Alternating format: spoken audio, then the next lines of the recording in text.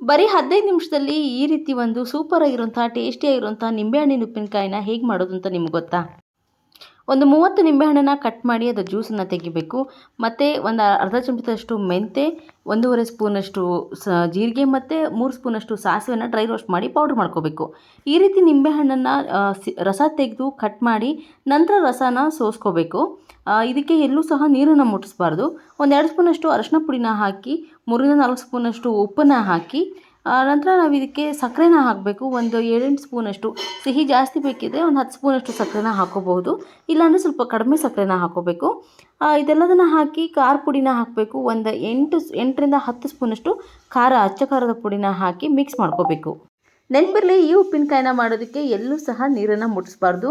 ನಿಂಬೆಹಣ್ಣನ್ನು ಮೊದಲೇ ತೊಳೆದು ಒಣಗಿಸಿ ನಂತರ ಒಣಬಟ್ಟೆಯಲ್ಲಿ ಒರೆಸಿ ಕಟ್ ಮಾಡ್ಕೋಬೇಕು. ಇದೆಲ್ಲದನ್ನು ಮಿಕ್ಸ್ ಮಾಡಿದ ಮೇಲೆ ನಾವು ಮೊದಲೇ ಹುರಿದಿಟ್ಟಿರೋಂತಹ ಮೆಂತ್ಯ, ಜೀರಿಗೆ ಮತ್ತು ಸಾಸಿವೆ ಪುಡಿನ ಚೆನ್ನಾಗಿ ಪೌಡ್ರ್ ಮಾಡಿಕೊಂಡು ಸಣ್ಣದಾಗಿ ಪೌಡ್ರ್ ಮಾಡಬೇಕು. ಆ ಪೌಡ್ರನ್ನು ಇದೇ ಮಿಶ್ರಣಕ್ಕೆ ಹಾಕಿ ಮಿಕ್ಸ್ ಮಾಡ್ಕೋಬೇಕು.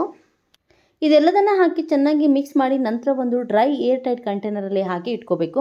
15 ದಿನಗಳ ನಂತರ ಇದನ್ನು ಉಪಯೋಗಿಸೋದಕ್ಕೆ ಇದು ರೆಡಿ ಆಗುತ್ತೆ. ತುಂಬಾ ಟೇಸ್ಟಿಯಾಗಿರುವಂಥ ಉಪ್ಪಿನಕಾಯಿ ಶೀತ ಜ್ವರ ಬಂದವರಿಗಂತೂ ತುಂಬ ಒಳ್ಳೆಯದು.